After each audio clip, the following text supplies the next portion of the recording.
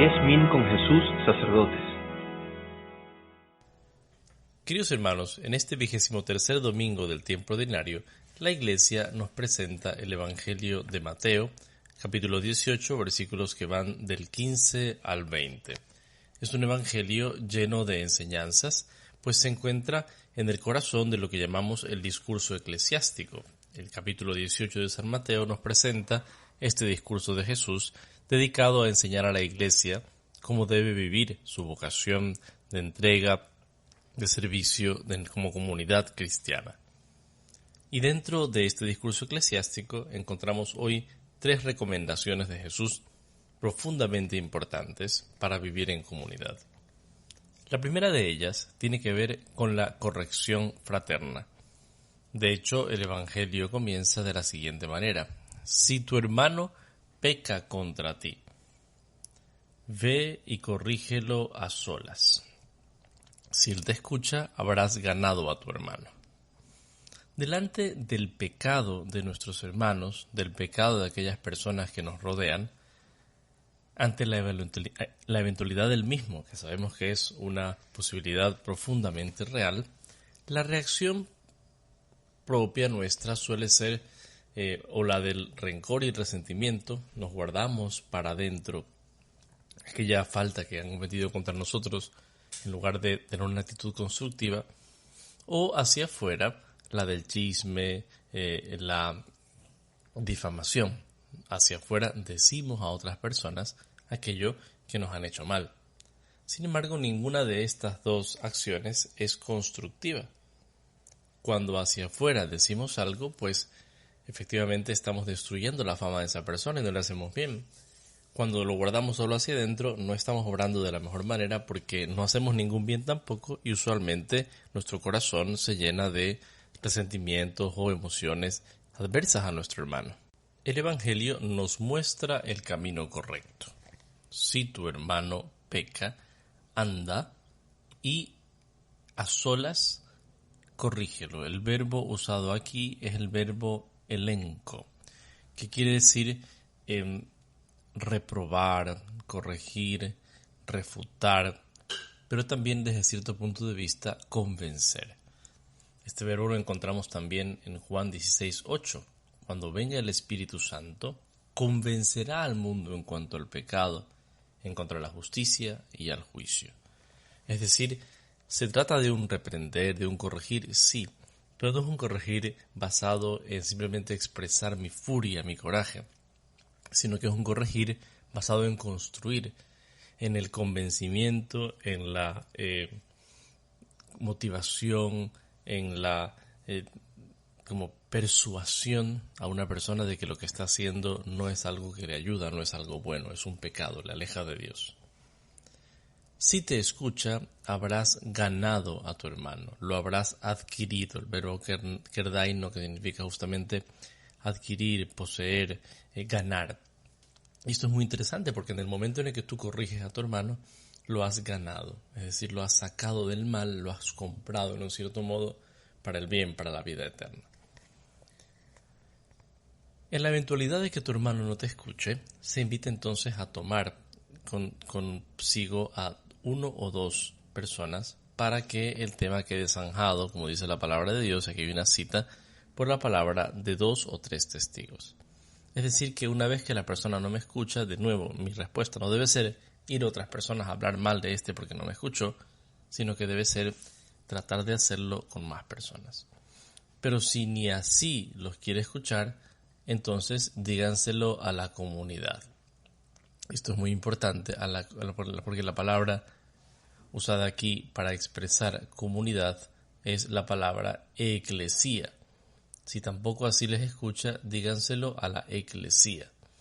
Esto es fundamental porque es uno de los 2 episodios en Mateo en los que se habla de la palabra eclesia, en los que se cita directamente la palabra eclesia. El uno es en aquel que veíamos hace 2 semanas, en Mateo 16, cuando Jesús le dice a Pedro que sobre esta piedra edificaré mi iglesia, y el otro es justamente aquí, ¿verdad? En el momento en el que el Señor invoca a la iglesia como una instancia que ayuda al hermano. Por eso Las etapas de la corrección fraterna, digamos, son siempre primero el discernimiento, la oración, a veces consultar si es que realmente es necesario hacer esta corrección. Luego, corregir al hermano con este elenco, con este convencimiento y no con rabia. Si no me escucha, hacerlo con 2 o 3 personas, y si no, con la comunidad cristiana. Y si ni a la comunidad escucha, debe ser tenido como pagano y publicano. Es decir, debe ser tenido como alguien que ha hecho mal y debe ser alejado, debe ser como excomulgado de la comunidad. San Pablo, en la primera carta a los Corintios, capítulo 5, versículos del 4 en adelante, explica que cuando esto se da, con el caso de aquel hombre que ha cometido graves pecados, pecados probablemente de incesto, cuando esto se da, cuando se separa a alguien, es como una forma medicinal, es decir, se lo separa para que reaccione, para que reflexione, y luego la idea es poder volverlo a recibir en la comunidad cuando haya comprendido su error. Inmediatamente después de esto, de hablar de la corrección, quisiera como retomar algunas ideas de la primera lectura y del Salmo. De parte de quien corrige, ¿cuál debe ser la actitud? El libro del profeta Ezequiel en la primera lectura nos da algunas pistas que son muy interesantes. Ezequiel 33 del 7 al 9. Esto dice el Señor: a ti, hijo de hombre, te he constituido centinela para la casa de Israel. Cuando escuches una palabra de mi boca, tú se la comunicarás de mi parte. Esto es muy importante porque aquel que está llamado a corregir es puesto como centinela, así como aquel que está sobre la muralla y cuida que no haya peligros, que no se acerque a las murallas de la ciudad a alguien que pueda hacerle daño. Ese centinela está llamado a hablar de cualquier cosa que pueda producir peligro y solo de aquella cosa que pueda producir peligro. El centinela debe evitar 2 extremos. El primer extremo es el de no hablar, callar cuando se acerca un peligro. Si calla cuando se acerca un peligro, la ciudad caerá y será su culpa por no haber avisado a la comunidad que había un problema. El centinela tiene que avisar. Pero por otro lado, si el centinela llama, toca la trompeta y avisa por cualquier cosa y por cualquier dificultad, entonces pierde su sentido lo que está haciendo también. Ya no tiene lógica y nadie le va a hacer caso, como el cuento de Pedrito y el Lobo, cuando de verdad haya un problema. En la corrección hay que evitar estos 2 extremos. El no hablar por comodidad, porque no nos gusta hablar, porque es más fácil simplemente decir no es mi problema, allá él, allá tal persona, o para qué me voy a crear una complicación o crear de un enemigo, mejor no digo nada. Pero el otro extremo es el ser muy cansón, el hablar a cada rato. Y esto es muy importante porque para algunos corregir es parte de su tarea por vocación, por naturaleza. Pienso en los padres de familia. Tienen que corregir. El padre de familia no está llamado a ser el mejor amigo de su hijo, de su hija, en el sentido de que la persona que su hijo prefiere así afectivamente. Está llamado a ser aquel que educa y corrige. Y si no corrige en aquello que tiene que llamar la atención, no está actuando como padre de familia. Pero por otro lado, a veces el padre de familia puede exagerar y corregir por todo, absolutamente por todo, sin que haya causa ni razón. Muchas veces los jóvenes se quejan pues de que mi mamá está constantemente en sermón, en actitud sermón, todo el tiempo, no para nunca de sermonearme, ni un segundo. Por lo que sea, ¿verdad? Porque cree que me quedé dormido cuando ya tengo 1 hora en las clases online. Porque le parece que estoy perdiendo el tiempo. No puedes constantemente, el centinela no puede llamar la atención siempre por cualquier razón. Pero además el centinela, que ha sido puesto por Dios, tiene que hacer su labor de corregir, si no, cae en una negligencia grande. Y las palabras de Ezequiel aquí son tremendas. Si yo pronuncio sentencia de muerte contra un hombre porque es malvado y tú no lo amonestas, el malvado morirá por su culpa, pero yo te pediré a ti cuentas de su vida. Es decir, a mí se me va a pedir cuentas de aquellos a quienes debía corregir y no lo hice. En cambio, si tú lo amonestas para que deje el mal camino y él no lo deja, morirá por su culpa, pero tú habrás salvado la vida. La corrección es la reacción contraria a aquella expresión triste de Caín en el libro del Génesis, ¿no? ¿Quién me ha puesto como guardián de mi hermano? Yo qué sé dónde está mi hermano. ¿Quién me ha puesto como guardián cuando él lo había matado, no? Efectivamente, el Señor nos ha puesto como guardián desde nuestros hermanos, pero no como guardián que se siente superior, sino como aquel que desde su propia pequeñez sabe que se ha equivocado. Por eso la segunda lectura de la carta a los romanos nos recuerda que si la corrección para algunas personas es una necesidad por su estado, ¿no? Padres de familia, catequistas, autoridades, sacerdotes, pero para todos es una necesidad. Hermanos, no tengan con nadie otra deuda que la del amor mutuo, porque el que ama al prójimo ha cumplido la ley, dice San Pablo en la carta a los romanos en el capítulo 3. Pero claro, amar a mi hermano implica sin duda también saberlo alejar del pecado, y si peca entonces tengo que corregirlo por amor y con amor, pero tengo que hacerlo. Como segunda recomendación del Evangelio se encuentra algo muy importante. Después de hablar del pecado, el Señor le dice a los apóstoles, les recuerda que tienen el poder de atar y desatar. Les aseguro que todo lo que aten en la tierra quedará atado en el cielo, todo lo que desaten en la tierra quedará desatado en el cielo. Para poder desatar el nudo del pecado, el Señor ha dejado el ministerio apostólico, que tiene la capacidad de administrar la gracia, de administrar el perdón de Dios. Atar y desatar se refiere sin duda a todas las actividades que la Iglesia realiza en la administración de la gracia, pero especialmente se refiere al tema del pecado. Los apóstoles instruidos por Cristo tienen el conocimiento, pero sobre todo tienen el poder de desatar el pecado. Entonces, ante el pecado de la comunidad cristiana hay dos acciones. Primero, la corrección, pero segundo, el buscar ese desatar, el buscar el perdón de los pecados, el buscar la confesión. Si yo he pecado es necesario pedir perdón. Y la tercera indicación que de este Evangelio nos da, que es preciosa en sí misma y de la que valdría hacer una reflexión autónoma, sin embargo ahora pues decimos algunas cosas.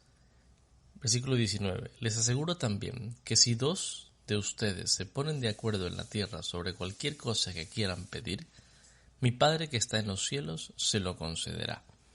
Pues donde hay 2 o 3 reunidos en mi nombre, allí estoy yo en medio de ellos. La comunidad cristiana requiere de la sinceridad del amor con la corrección, pero sobre todo requiere de la oración.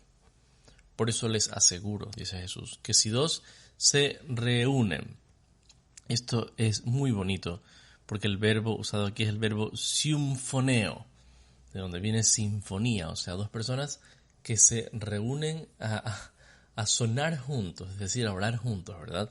Y se reúnen y sobre cualquier hecho piden, ruegan, le usado el verbo aiteo, pedir, suplicar. Si yo me pongo de acuerdo con alguien y juntos, es decir, como sinfonía, con la misma fe, con el mismo sentimiento de amor a Dios y desde la misma necesidad, rogamos, entonces se hará de parte del Padre, ¿no? El Padre que está en los cielos lo concederá. ¿Por qué? Porque donde hay 2 o 3 reunidos en mi nombre, allí estoy yo en medio de ellos. Una de las frases más fuertes de todo el Evangelio. Recordemos que el Evangelio de Mateo es conocido como el Evangelio del Emanuel. Ya al inicio se recuerda cómo Jesús es llamado Emanuel, que significa Dios con nosotros. Jesús al venir es Dios con nosotros, por su encarnación. Al final del Evangelio, 28, 19, 20, Jesús hace esta promesa, ¿no? Después de enviar a los apóstoles a anunciar el Evangelio a todas las naciones, dice: yo estaré con ustedes hasta el fin de los tiempos. Promesa de su permanencia. En virtud de su resurrección, Jesús permanecerá siempre. Pero ahora, en medio del Evangelio, en el corazón del Evangelio, dice cómo va a permanecer. Donde 2 o 3 estén reunidos en mi nombre, allí estoy yo en medio de ellos. Jesús permanece en la comunidad cristiana por la fuerza de la oración de esta comunidad. Donde 2 o más oran, así en sinfonía, ahí está Cristo. Y esta sinfonía se lleva a cabo de un modo particularmente grande, efectivamente, en la reunión sacramental, especialmente en la Eucaristía. En la Eucaristía se hace presente esa fuerza que hace que Cristo viva en medio de la comunidad, resucitado y vencedor. Se hace presente todas esas actitudes del Salmo 94 que este domingo nos presenta la liturgia. Vengan, lancemos vivas al Señor, aclamemos al Dios que nos salva, acerquémonos a Él llenos de júbilo y démosle gracias. Cuando la comunidad cristiana se reúne, alaba, se acerca, pero también adora, segunda estrofa. Vengan y puestos de rodillas, adoremos y bendigamos al Señor. Y finalmente estamos invitados a esta actitud del Salmo de hoy que resume todo lo que debemos vivir como cristianos. Hagámosle caso al Señor, que nos dice no endurezcan su corazón. Hagámosle caso en la oración, pero hagámosle caso también en la corrección recibida. Cuando recibimos una corrección, nuestra primera actitud es la de no estar de acuerdo, la de enojarnos, pero en realidad lo que tenemos que hacer es hacerle caso al Señor. Y el Señor muchas veces no nos habla a través de grandes apariciones celestiales, sino a través de la voz del hermano, que nos dice con cariño, o a veces incluso no de la mejor manera, pero nos dice de verdad aquello que debemos mejorar. Que escuchemos los consejos de Jesús en el Evangelio de hoy, corrección, perdón y presencia orante, para que edifiquemos nuestra comunidad cristiana de la mejor manera. Que Dios los bendiga.